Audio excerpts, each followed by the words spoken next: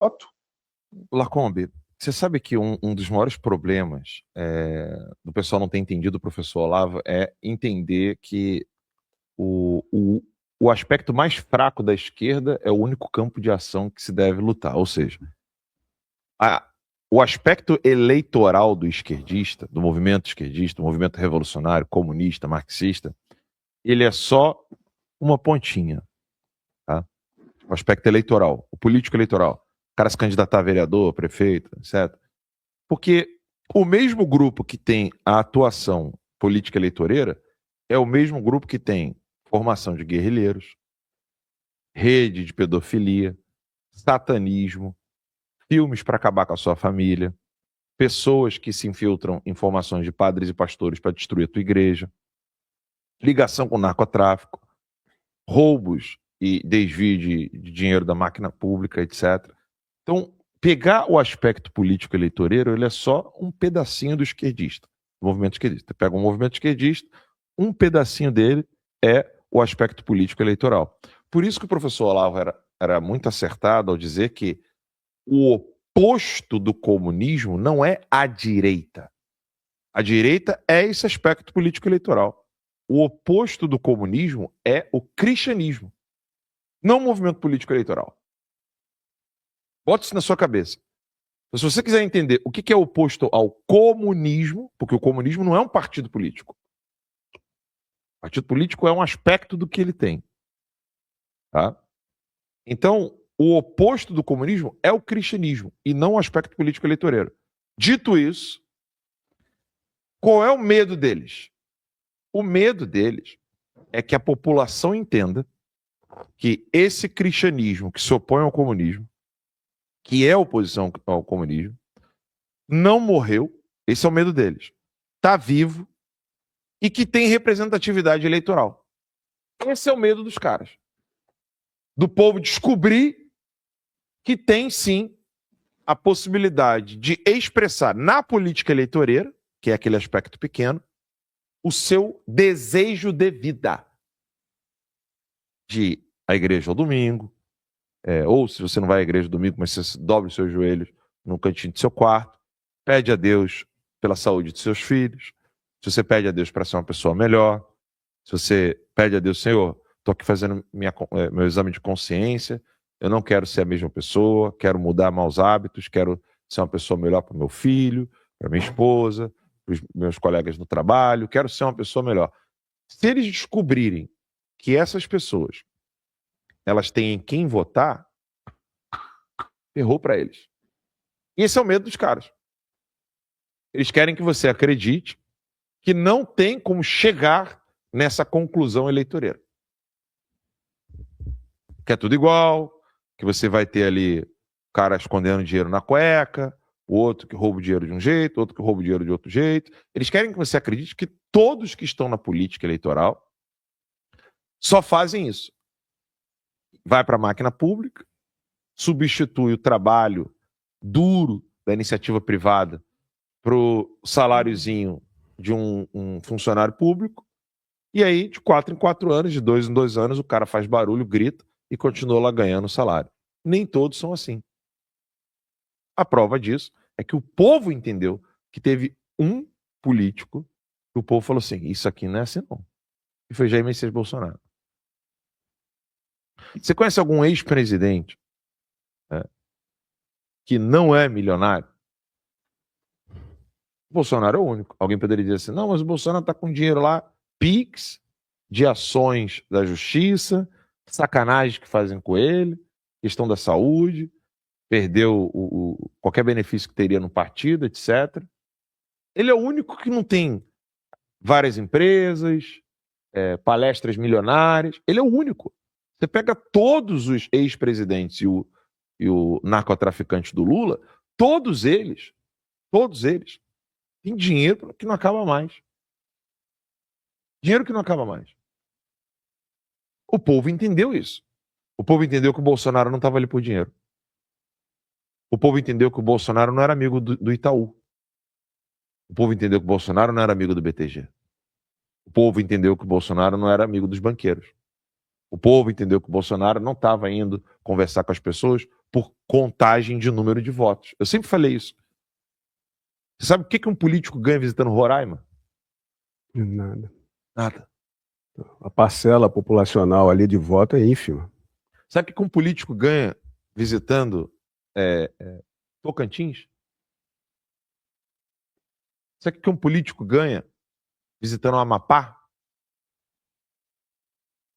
E o Bolsonaro fazia questão de rodar nos lugares que, inclusive, ele não teria nenhuma vantagem eleitoral.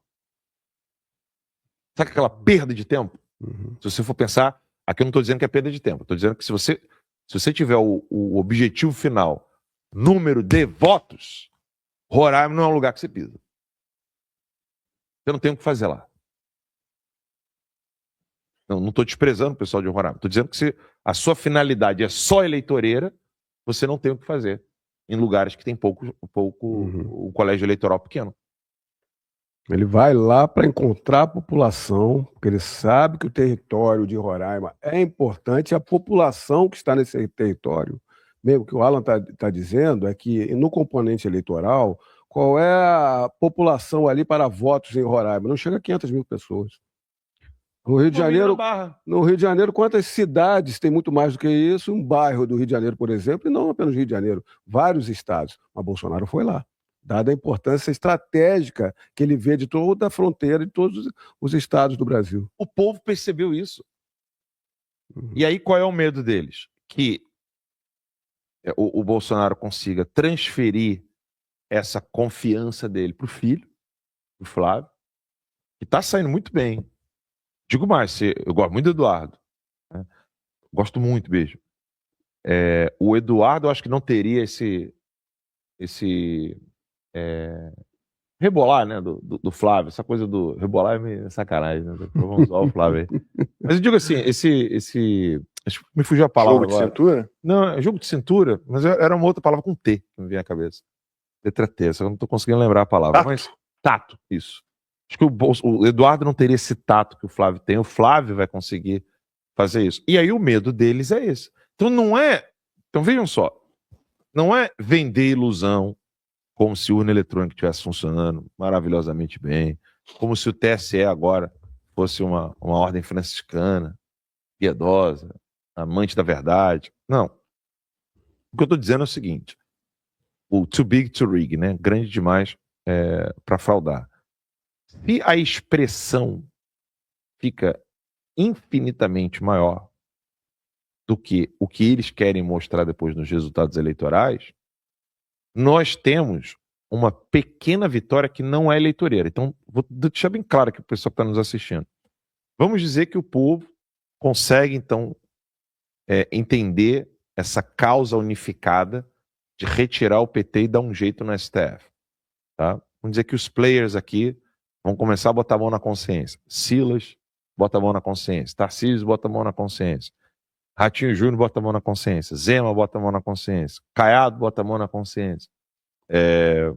O governador de Santa Catarina, que estava esses dias com Toffoli, bote a mão na consciência. Vamos dizer que essa galera bote a mão na consciência. Cenário hipotético.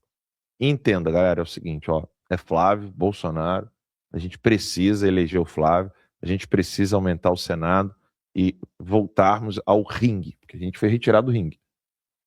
Hoje, o ringue tem 2 travecos brigando, que é o Centrão e o PT. É briga de traveco. Vamos dizer que a gente quer fazer o negócio, Não. Antigamente era feio o negócio, tinha Gillette na parada, não, mas tá tem Gillette, tem Borcaro, tem Master. Chão de cabelo. Tem tudo. De aplique, né? Não, mas isso pra mim... O que foi aquela festinha lá na mansão do cara? A festinha, mano. Teve 20 caras lá, né? 20 homens. Já foi em festa de 20 homens? Só um ministro do STF. Eu nunca fui, não. Esses caras foram em festa de 20 Tem que ser equilibrado, né? Não, isso aí tá doido. Mas enfim, o cenário hipotético vamos dizer que o pessoal entenda, nem que seja num segundo turno, a urgência da gente retirar PT da jogada, porque chega de PT, tá? Aí digamos que na canetada, na sacanagem, eles fazem a mesma coisa que fizeram com o Bolsonaro em 2022. Não, foi 1%, 2% de diferença e o Lula venceu de novo. O povo não vai ficar cansado no sentido de, vamos desistir disso aqui, chega. Vai ter um aumento de oposição contra o próprio PT. Eu tenho medo de ficar falando essas coisas de um petista estiver me ouvindo aqui. Alguém de... Para captar porque você viu que agora... a estratégia. Qual é o nome daquele viadinho que vai para o STF? O Boiola lá, que diz que é evangélico. Uma cara de cuzão. Peraí, como é que é? O Messias. Messias. Vocês viram que o Messias, ele agora é contra narcotraficante. E evangélico fervoroso. Eu tenho medo de falar certas coisas aqui por causa disso. O que a gente falou? O que você falou, Max? Foi isso. Se o pessoal não entendesse o recado do governador do Rio de Janeiro, o que a esquerda poderia fazer? Repete. Pegar a pauta de segurança pública para ela. E o que esse viado tá fazendo? Exatamente isso. Eles entendem. Tá fechando acordo aí, né? Queria... Pra combater crime.